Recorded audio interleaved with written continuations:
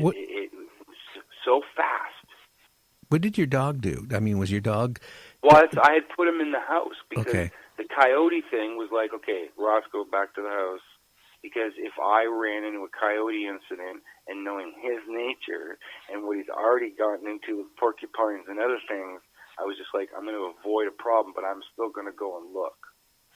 Because I was like, I don't know, I was getting carrots and some tomatoes or peppers or something from the garden. So I'm going to go have a look, see why they're freaking out. And that's what I saw. That's what happened to me. And then I'm like, my wife comes home later. I don't know, she got home at 8:30 or 9 o'clock that night. I'm trying to explain to her what happened. She's laughing, but come on. You know, Yeah. yeah, you, UFO man, you know, you're always talking about all this stuff, watching these shows. I'm like, look, I don't know what I saw, but this is what I saw. And it scared the hell out of me. And to me, and now looking back, that's probably what it was. Even people that were my neighbors, like a guy a couple miles up the road, like Bill, you know, you've hunted for years. You know, he goes way up north. They do weekends with his buddies and stuff like that, and the son and son-in-laws and all this stuff. Moose, elk. Bill, have you ever seen a black bear? No. Okay. Have you ever found a black bear dead or anything out in the bush? No.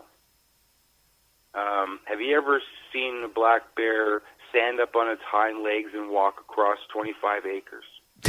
No. Yeah. You know, all these kind of basic things where you're fact checking, you're still trying to rationalize long after the fact by asking people simple things, and then you start going, well, this is maybe what I saw, because even it took me a while. Like my wife, I'm like, I don't know, but I'm not going back there. Yeah. Again, when you went back with your wife, how was it the next day, or how long did you wait? No, it was like 4 months. It was like in the fall. It happened in July. Okay. It wasn't until late October, early November, that we went back there. And it was light snow, maybe, you know, already happening. Not much, melt snow. But it wasn't back there. Uh-huh. It was to the edge of the acreage and to the edge of the field line, but I'm like, I'm not going in there for a while. It wasn't until the following summer, after talking to Todd Prescott and the BFRO came, that we went back in. And since then, I've been back in. There's like an old corduroy road that's back in there as well. So I take the dog through there because you can kind of go through the cedars, and there's this creek that runs by there. It's really nice, beautiful. But I do that. I haven't been back to the old circle of trees, and because it's half and half. You got pines, the deciduous and coniferous stuff, huge maples, cedar, all kinds of different things. And at some points, it's so dark that, 25, 35 feet in, it's getting dark. So it's really dense and overgrown in some places, plus a winding creek, the part of the Boyne River, I was telling you, that runs through there. But not many people living around there either, too, right?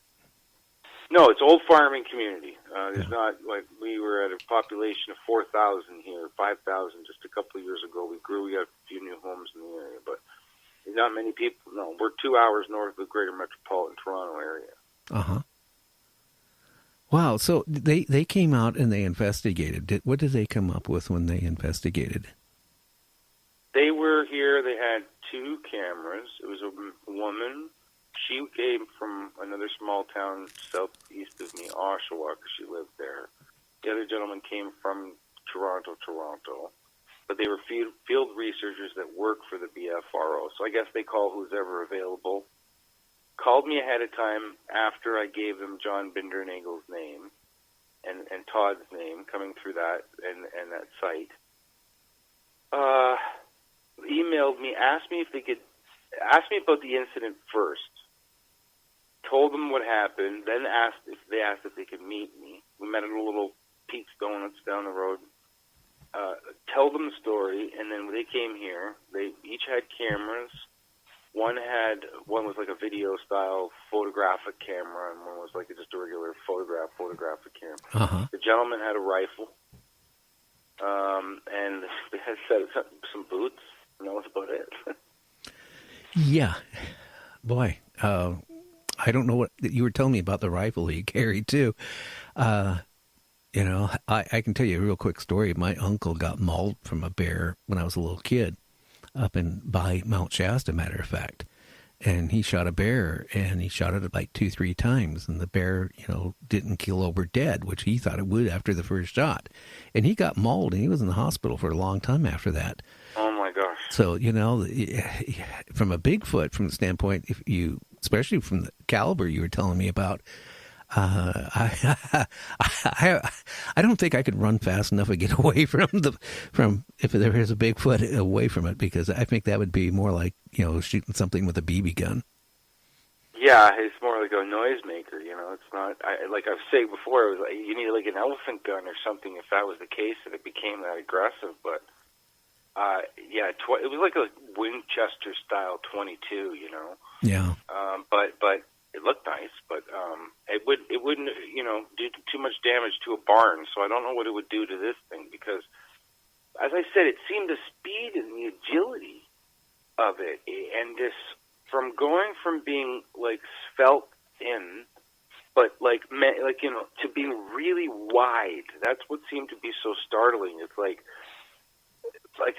almost like, because you're seeing something in profile and it turns sideways, like a fat man, let's say, can look not skinny, but almost can look wider depending on which way they turn. Like, I don't know, it was like that kind of a thing. But seeing also like shoulder pads, like that big shouldery kind of a thing, that muscular upper body that made me go like, it had that look to a gorilla that I've seen things running in these videos of like mountain gorillas, and when they stop, the weight of their muscle jiggles. Uh-huh. And you can see the hair kind of like I could see that happening as it started to get closer, and it covered in an astonishing space in just this short amount of bounds. There was like 4 to 5 bounds where it's like front to back, front to back, front to back, and after that, like fourth or fifth, it stops and stands up. That was like, it's standing again. It was just running on all fours. Like, what the hell am I seeing here? That's what scared me the most. It was the confusion behind it, and then going, I'm watching it walk away. It's like ignoring me now or something, like aggressive to passive. Well, maybe it just wanted to chase you out of the area, and you maybe stumbled in its territory and wanted you just gone. So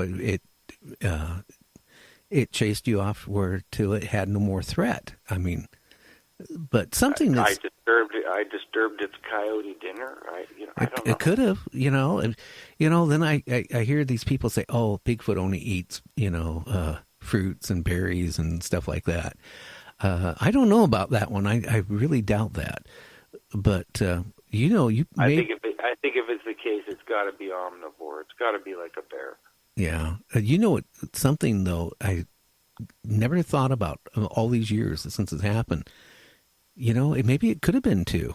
I always assumed that the thing, beat us back and it knew right where the car was at. Maybe there was two of them there, and, the screaming of it and the mate or whatever, or its friend or whatever, was at the car at that point. I don't know. I don't know. I'm really wondering if maybe some of the hunters out there, that's how they disappeared. They stumbled across one and maybe they were the meal. I don't know. Right. Wrong place, wrong time. I mean, I'm sort of on the fence about Todd Standing and some of his research to the Sylvanic stuff, but I know he's had a lot of, push from people like Meldrum, and even up here in Canada, the survivalist Les Stroud.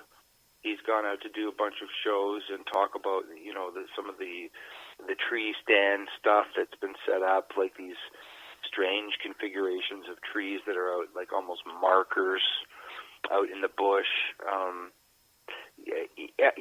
I've seen some things that I'm like, I don't know. I can't substantiate what that is. Is that real? Is that animatronic? And then other things that I've seen that are like, well, wait a minute, this is like almost looks too good to be true. And maybe it is true. That kind of research is so hard, because when you do start seeing these kinds of incredible things, that was my first thing to think of. I might talk about it, or I might do a little video, but I'm not looking for press. I'm not trying to make money.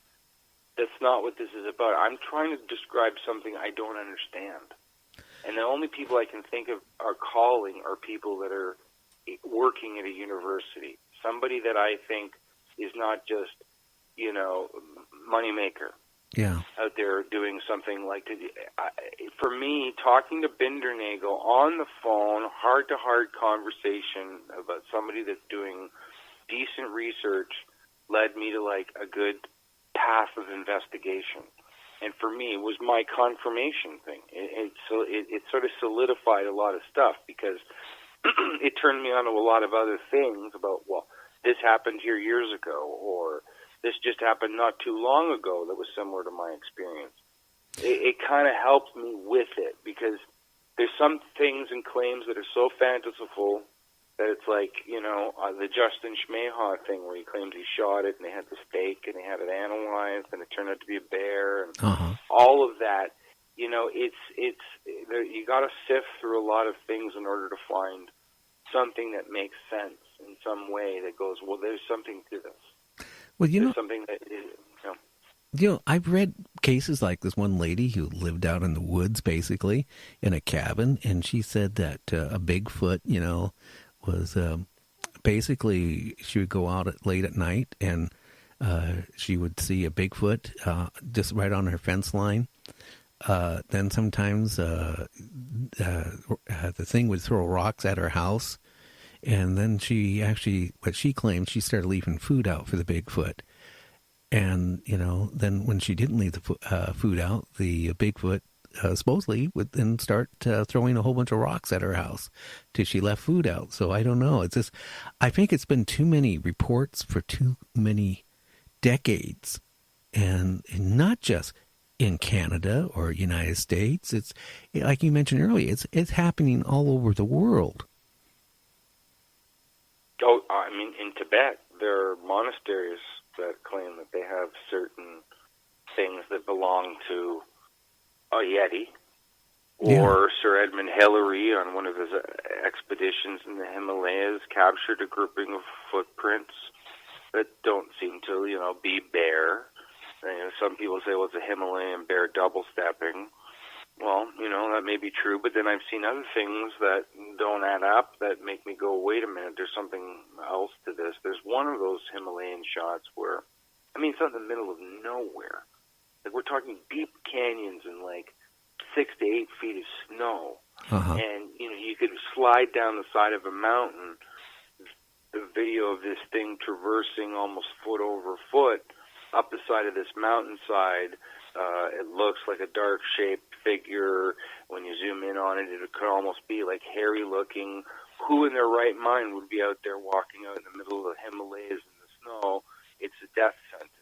It's the same thing like putting on a costume to try to fictitiously scare people. It's one thing at a birthday party, but if you're going to run around Mount Shasta, you better hope somebody doesn't shoot you. Yeah, that's what the first thing I would think about. Somebody would, There was a gentleman not too long ago that was hit by a car, or somebody had shot at him. He was injured and wounded. I'm not sure if it was a mortal wound or not, but he was trying to perpetrate a hoax, and somebody, somebody either hit him or shot him. So yeah, I heard he got shot and he died. That's what I remember vaguely. Yeah. Well, yeah. Well, I don't know. But again, I'm going to say something too. I just now remembered as we're talking. When it came after us, I glanced just a couple times during the whole time. And I don't know many people who could have taken that big a footprint. A step. It was huge compared to me or you or, the basketball player even. It was huge. And it walked, I know before it decided to come after us, it kind of walked a little bit strange. It didn't walk like a human, but it didn't certainly didn't walk